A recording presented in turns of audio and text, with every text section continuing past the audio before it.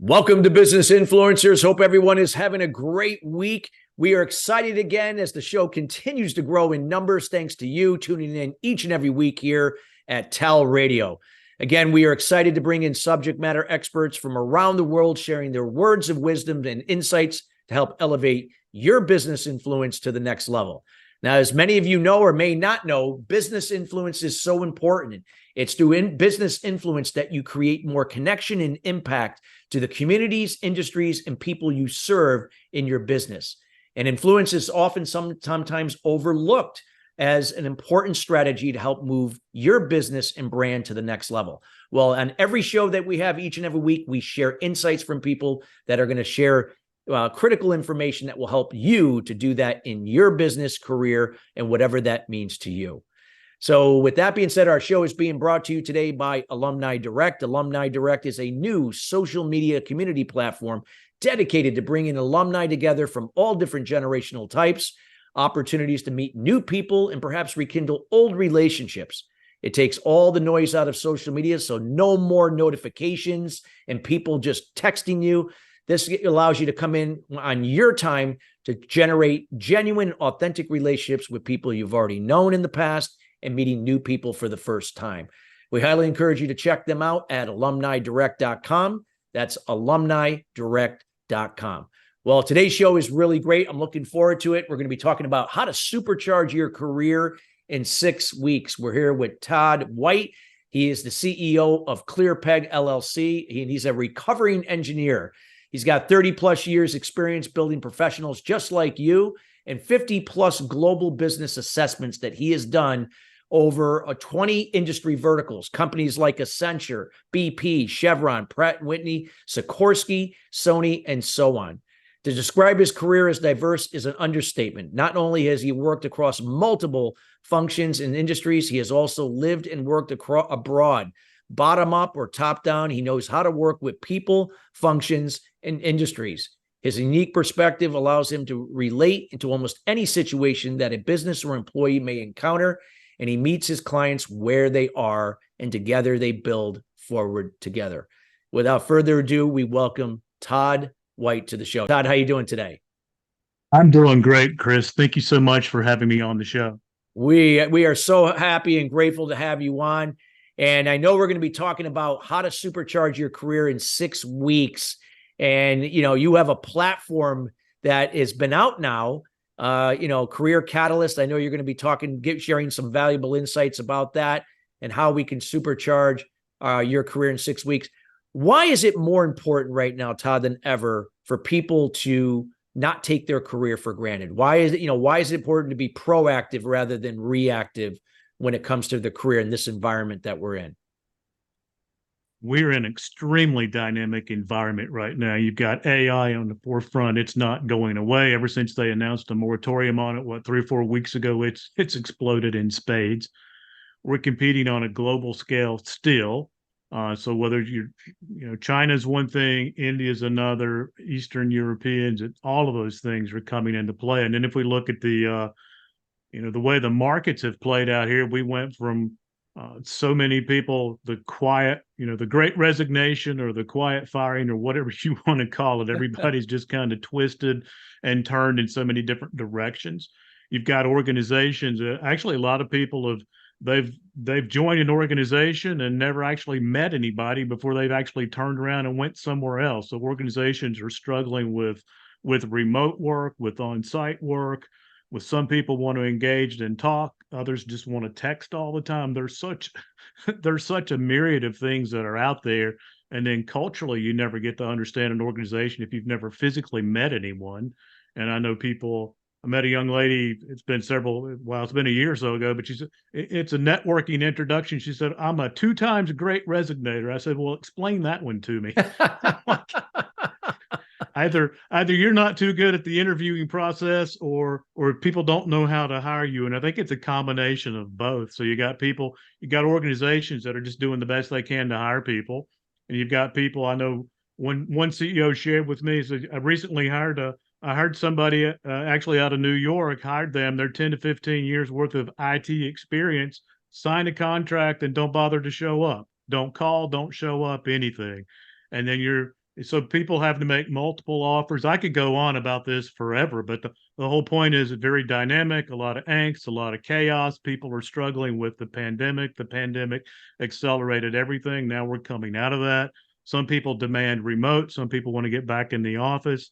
It's anybody's guess. And we watched actually, I was in HR for a couple of years. We were in the process of writing a policy to demand everybody be in the office for communication and plugging into the grapevine.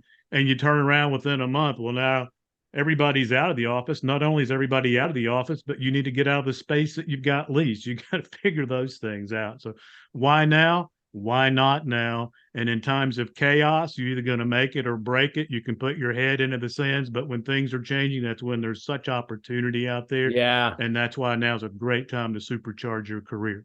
I agree. It's better to be proactive than reactive.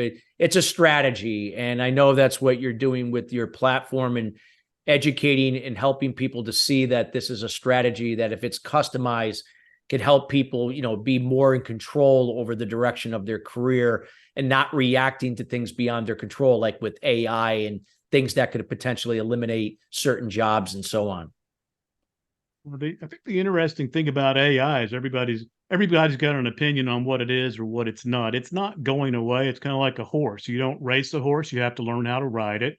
And you can't ride more than one horse at a time or that gets very painful. But the thing that AI I don't think will ever have is context. And so what people need to do is they need to learn to ride the horse and steer it in the direction they want to go. But with AI, you have to give it context to what's going on. So, if we look to AI, it's kind of the average of everything that's out there, which, on average, that's not too bad in certain ways. But you got to give it context. So if you generate things with AI, it's the wild, wild west out there legally for what you're getting yourself into. But if you just generate AI and look at it and pass it on, you're going to get in trouble. But you have to give it context. You got to give it, it's speaking the language of prompt, starting with personas. All those things come into play. But really what's happening with Career Catalyst and how to supercharge your career in 6 weeks is getting people to understand the soft skills, excuse me, to a point they just don't. A lot of people are very technically adept. They're functionally adept in what they're doing. And then maybe they get blindsided. So people are going through restructures, mergers, acquisitions, strategically trying to figure out how to survive. And if you're not good at the human engagement side, you're likely to be one of those people that's given other opportunities, right? And so when it comes to the softer side of the issue, a lot of people, they're just not aware of the behaviors that give them the presence. Some people walk into a room, like I'm sure you walk in to do one of your speeches, you walk in, the room lights up with energy. And there's other folks we've all been there in a meeting where somebody walks in, it's like, oh, where'd that person? We didn't want to see them in here. Yeah. You just suck all the lifeblood out of everything. Or if you're looking at somebody for a comp or a promote or other things, and their career manager has put them forward, and you're in there with the executive team talking about, what are we going to do? Is this person worthy per se? And then you get into, well, okay, they're great around you and they really knock everything out of the park with your team, but they're completely dismissive and rude and other things to these other people. And so you recognize real quick, you're shining in one area, but you've had a behavior in another it's not professional, you're not wise, you're not engaged, etc. And they just get torpedoed. And people get blindsided by that, but they don't recognize how their behaviors reflect poorly on someone else, which reminds me of a story, a gentleman in a private equity firm, and they buy and sell multi-billion-dollar companies. But he recalls a particular time in his career more than 30 years ago, there was an assessment going on in his facility, and I think he made his bones in the paper mills. He came up as a plant manager, et cetera, at some point. I keep saying et cetera a lot. We have to stop that.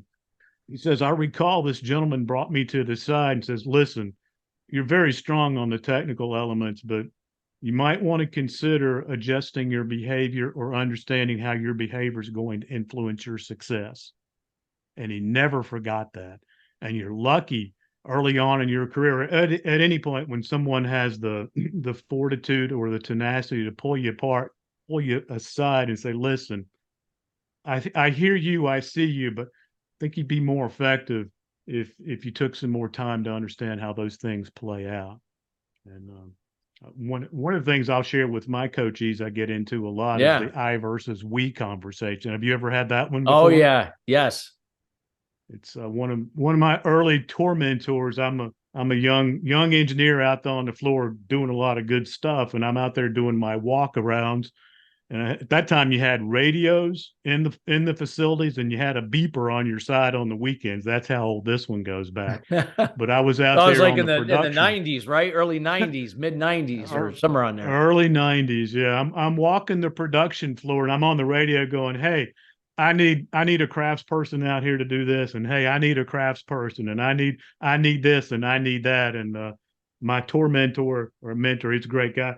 He pulls me to his office later and said, listen, he didn't say boy, but he said something along the listen, I love what you're doing out there, but understand every time you're using this I word, you're coming across as a little bit cocky, and people don't like that. I know what you're doing, but let's use the word we.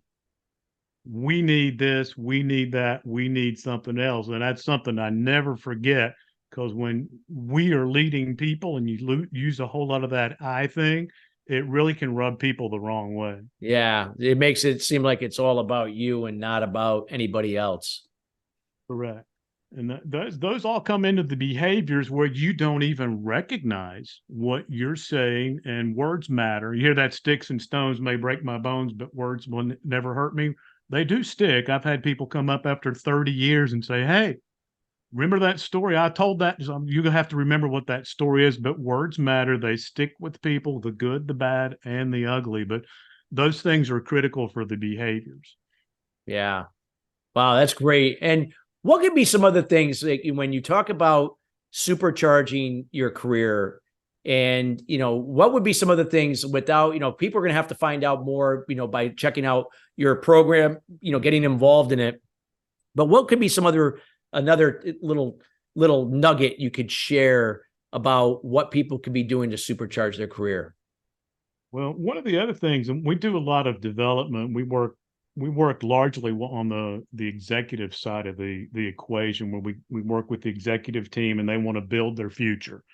And what they look to is they're always looking to build trusted leaders. They want trusted leaders that can make good decisions. They want people that can think critically. And, most and foremost, they want people that can solve a problem. Don't just bring us a problem, bring us a solution. But when people, particularly, we talked about earlier, the chaos, all these other things, well, there are people pushing, pulling, kicking, and demanding they move forward, or people are voluntold to be in new positions, those types of things.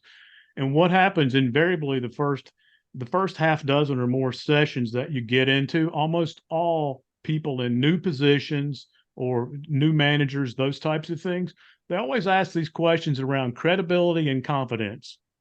Now I'm in charge of a team, and I'm having to manage or looking to manage people that might be 10 years my senior. How do I do that? And I know, back to that I know I can do this report. I know I can do this ABC, but I don't know that the people on my team can do that. How do I engage them and not violate the trust, but I still have to be accountable for the output? So they're in this thing of going from a very strong individual contributor to being a team collaborator and pulling people forward at that level. But we walk through the aspect of the knowledge and experience that you have to bring to the table. And it's those things that earn you your confidence and your credibility. And you have to protect your confidence at all costs. You can Yeah. never compromise that. Just like on the behavior side, you never want to make an integrity mistake. Integrity is the lubrication of all these relationships. But what we find on the knowledge and experience side, you've got to bring some level of expertise to the table. Now, as an engineer, I always thought that was technical, but I'm a recovering engineer, and as you go through those things, you learn, well, there's the technical aspects you can be a subject matter expert in. You can be a functional expert, sales, marketing, HR, all those other bits and pieces that have to be in place to make an organization run. Or you can be an expert on the commercial side, the T's and the C's, and all those elements that engage. Or you can be an expert on the organizational side. And you look at organizations in different periods of their life existence, they have to have all those pieces. But when it comes to that knowledge and experience and what subject matter expertise you bring to the table, most people kind of know that, and we never get into functionally how they need to be doing their job, but they've never thought about the value that these other people bring to the table and how you all have to work together. But one of the most interesting questions that you'll ask people, and you might want to try this one with your friends, you might Yeah. lose some of them, but when you go out to dinner, you're meeting people for the first time. Hey, what do you do? What industry? What's your industry or sector specialty? And see what they say. Mm. And oftentimes, what happens, you get this diatribe of 15 to 30 minutes on what do they do, and you still don't know what they do. You still don't. Matter of fact, you're more confused than when you started. Versus someone that says, "Well, I'm a software. I run DevOps for a software integrations company, and I keep the software products running." That's much more succinct than, well, I write code and I've worked on this project and that project and I started a, so people get lost, but that's one of my favorite things to work with folks on is tell me what industry or sector specialty you're in. And if you don't know, let's talk about it. But, what do you get up every morning and think you are? I know you're a professional speaker. I know you do sales. I know you do marketing, all those other things. But if you got to tell somebody every morning I get up and I'm a salesperson, that's one thing. Okay. What do you sell? Where do you sell door-to-door vacuum cleaners? That's an old reference too, right? But what are people going to hire you for? That's what it gets to at some point. Yeah. Yeah, absolutely. Yeah. And it's so important. I love the, a career and, with all the changes going on outside of our control, we can only control what we can. And those are the things that we can do to kind of, be proactive to be, help create our luck for those opportunities. What would you say that again, people that are, when you look at the career outlook for, going forward, what do you feel overall that looks like, Todd, in terms of opportunities? Or are there going to be ways that people can be creative and create new opportunities that maybe don't exist right now? Leveraging, of course, their experience and skills from other areas, that type of thing. The biggest thing that's gonna move people forward is having a growth mindset. Yeah. And that's what we look for in the people that we work with. So growth mindset, one of the first things we've already talked about, they're becoming subject matter experts in something. And the conversation I like to have, well, if you're having a dinner party and everybody's supposed to bring a dish, if everybody brings brown beans, it's not going to be much fun for a while, right? But you got to bring something special to the party. The the other aspect, there's 100% accountability. Nothing. And when you talk with people, you look to CEOs, you look to entrepreneurs, you look to real leaders. It's relentless, undeniable accountability. They're not going to have anything other than being accountable 100% for what's going on. And it's one of those things is there's no, well, I was late for a meeting, the dog ate my homework or something. They're just very determined. And then the other thing, you can't be afraid of failure. If anything, we don't fail fast enough, learn fast enough, get up fast enough, fail forward, those things. So if you're afraid of failure, you'll never do anything. You don't want to be stupid, but you don't have to be brilliant. You just have to keep moving and punching and jabbing. And the other thing that sets everybody apart is effort. People ask me all the time, well, what's the ROI on executive coaching? Well, sadly to say, it might be zero if you have no effort. You have to be congruent. You can't have lofty expectations, but not have any congruency in your effort. But if you look at growth-minded people, they're becoming subject matter experts. They're always accountable. They're not afraid of failure. They're always looking to put in the effort, no excuses. And then the other thing is they're not concerned about what others have. They're not concerned about what others are doing. They love the fact that I see somebody getting a promotion. I see somebody that's got a new car, somebody that's whatever. They're not concerned or eat up with whatever you want to call it that others have. But there's so much opportunity out there. And the biggest thing is to put yourself in a position where you can take advantage of opportunity when the door knocks. Now, I know you talked about my experience front on, but right fresh out of engineering school, I had an opportunity to go to Taiwan. I took it. That's where I met my wife. That's where I went back a decade later and adopted my daughter. I had an opportunity to do a lot of different things, but that's how I wound up in Dubai. That's how I wound up in China. You just keep moving and jabbing. I've reinvented myself no less than 5 times. I've done just so many things, but be prepared when opportunity knocks. You either answer the door or you sit around and, well, what if? What if that? What if something else? Now, that's Over not for analyzing. everybody. Yeah. Yeah, it's not, but everybody doesn't operate like that. But that's the power, that's the beauty. That to me, your career's like a journey. You need to treat it that way. It's not a sprint. Not a sprint, it's a marathon. That's kind of overused, but your career is your career. Nobody else can have more interest in your career than you do. That's the bottom line. But if you want it, you can go for it. You can get it. There's so much opportunity out there now with everything that's just we live in such an exciting time with all the technology. You and I are speaking remote. We couldn't have done that a few years back. Yeah. You can travel. We've got clients in KSA, we've got clients in India, we've got clients all over the United States, we've got clients in Europe. It makes us no difference, right? And so there's just a ton of opportunity out there, and I think people just need to jump in there and go for it.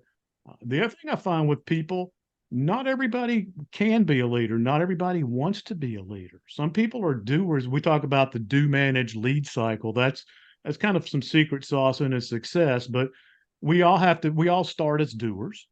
And then at some point we may move into being a manager. And at a different point, we'll move into being a leader. But we're constantly the people that are in virtuous cycles of improvement and engagement, do, manage, and lead all in different things. Like I could be a leader on 2 or 3 projects. I could be a manager on another. I could be doer on another project working for somebody else that reported to me at a different point. You don't care. It's do, manage, lead for what needs to be done to win the deal, win the day, keep the organization moving forward. But some people are a doer their entire life, and some people recognize that as they go from an individual contributor to the inner portions of being a manager, and they recognize took me 15 years to learn you don't manage people, you manage numbers, performance to plan. You have to lead people. Yeah. But it's a different thing when you're accountable. Again, if you're growth minded, you're accountable for the team. You got to build the team, skill, will, all those types of things, and navigate those elements. But there's a secret in that do, manage, lead cycle. And when you get that running on a virtuous iterative cycle, it's magic. Wow. That's great. That's so true. So true. And, people that listen to our show, they have, they come across their work for different levels in organizations, either management titles or tactical positions to people who run the business and so on. What are some things that again, when they look at their careers, it's something, do you look at it like short term? Do you look at it long term? What is the best approach when you kind of, recommend how people look at their careers? Well, you have to look at it long term, and it comes and goes in phases, and you just embrace the phases as they roll about. And the more proactive you are, the more prepared you are. And we've talked about proactive, reactive a few times, but what you find is a lot of people, well, they're going to be more proactive once all these fires stop. Well, the fires never stop. You have to dedicate some time and energy and resources to being proactive, which gets into things like the 80-20 rule. We've all heard of Pareto. We've done the analysis and those bits and pieces, but the magic is when you find the 20% of your work effort that yields you 80% of the results. If you're constantly consumed with the 80% that's only giving you 20% of your results, you're upside down in that leverage equation. So when you think about your career and you think about the behaviors that are necessary, such that that's the thing, you want that presence and you want that energy that it attracts people to. And that's why people hire you. They hire you for your grit, and they've got a job for you to do. And then beyond that, are you a good fit for the organization?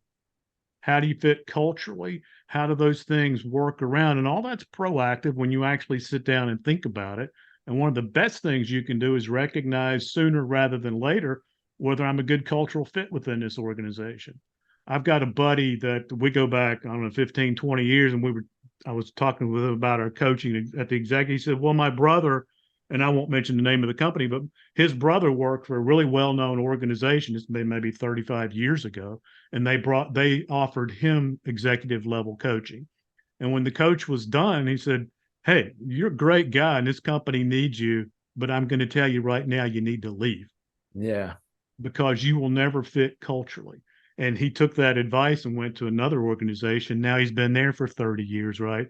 But understanding that cultural fit, being proactive, and I think I said this, but at the end of the day, nobody's more interested in your career than you are. Maybe your parents, maybe some close people, but in your family or ties, but you have to take ownership for your career. Stop trying to go it alone, learn how to connect those dots, and pair yourself up with the people that are going to energize you, help you see things and move forward. But proactive is a good thing. It takes time and energy to get there, and you have to invest in yourself to be prepared for all of it. Wow, that's great. Great advice that you gave, Todd, and so much information. And I know, people, you got so much more stuff in your Career Catalyst program. And I know you've been, running the program over the last few weeks. Can you talk a little bit, because we're getting near the end of the show, and I want to have people find out more about how they can reach out to you, but just a little information about Career Catalyst, how people can learn more and get involved. And then how can people learn more about you personally to reach out and connect with you and get to know you on a personal level? Well, I appreciate that. You can contact me, Todd at ClearPeg.com. You can also learn more about ClearPeg by going to ClearPeg.com. There's maybe 25 or 30 different insights there that they're just kind of nuggets or secrets that I've built out over the last 30 plus years. The course you're talking about it's a cohort course, which we've teamed up with Maven. So Maven.com, you can see the Career Catalyst course on there. So those are the top three ways. The other thing, if you can grab time on my calendar. I use Calendly a lot. There's a link to my calendar on clearpeg.com. Always happy to engage in a 15 to 30 minute conversation. If you haven't figured out, we could talk for hours. So we won't limit it to just 15 or 30 minutes at a time if somebody wants to reach out. Wow, fabulous.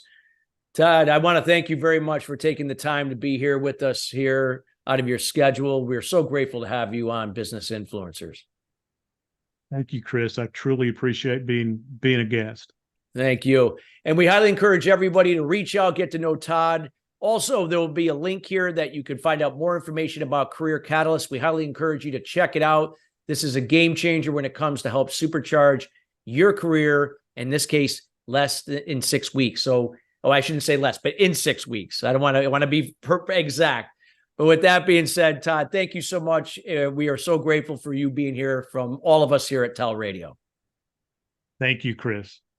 Thank you. And thank you, listeners, for joining us each and every week. Again, it's because of you why we're here each and every week and why the show continues to grow. If you have any questions and would like to have certain topics covered here on Business Influencers, reach out to me at chris@christophersalem.com. That's chris@christophersalem.com. Till then, everybody have a great rest of your week, and we'll see you next week. Take care.